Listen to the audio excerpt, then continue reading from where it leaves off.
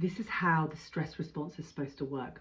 But when we are under the kind of stress that we are under in today's world, that message gets distorted. So what happens is the hypothalamus and the pituitary send the message to the adrenal glands, but because that message, you know, like was in response to something 20 minutes ago, there's now another thing happening.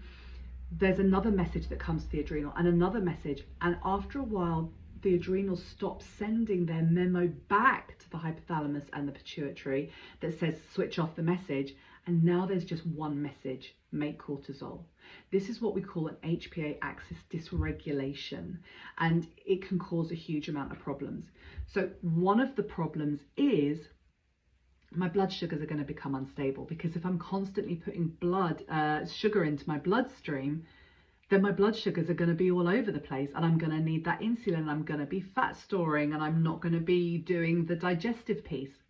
Another problem is that we start to send the wrong signal to our nervous system.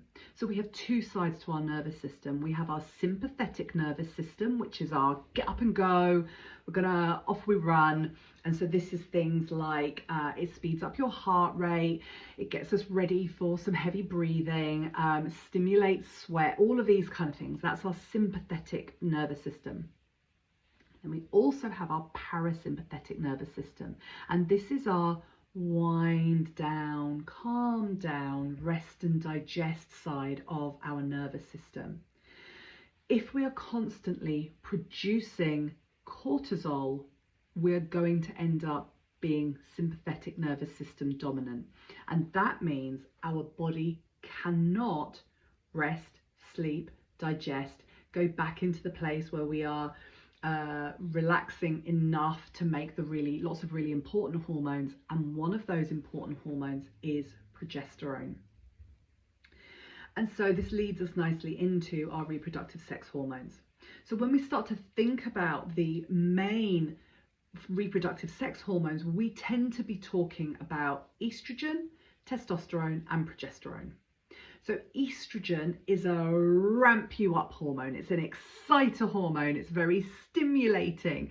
It's hugely important for our ovulation, metabolism, energy, libido, weight. It protects our heart. It's also an insulin regulator when it is imbalanced. Testosterone, also a get you excited, ramp you up hormone. So testosterone peaks around ovulation, so that's definitely why we can get a little bit like grr. It's so our libido, it's energy, it's bone health, it's also breast health, also important for fertility, menstrual and vaginal health. But the one I really want to talk to you about is progesterone. Progesterone is, as women, is our only calming hormone. It's the hormone that holds a baby because it supports that uterus. It's a cycle regulator. So people are struggling with their bleeds, I think there's an issue with their progesterone. It's a mood regulator. So progesterone is hugely impacted on mood. It supports the body not to go into a bloating state. It's good for sleep, it's good for hair, it's good for skin, it's good for our periods, it's good for our bones and muscles, and it reduces inflammation.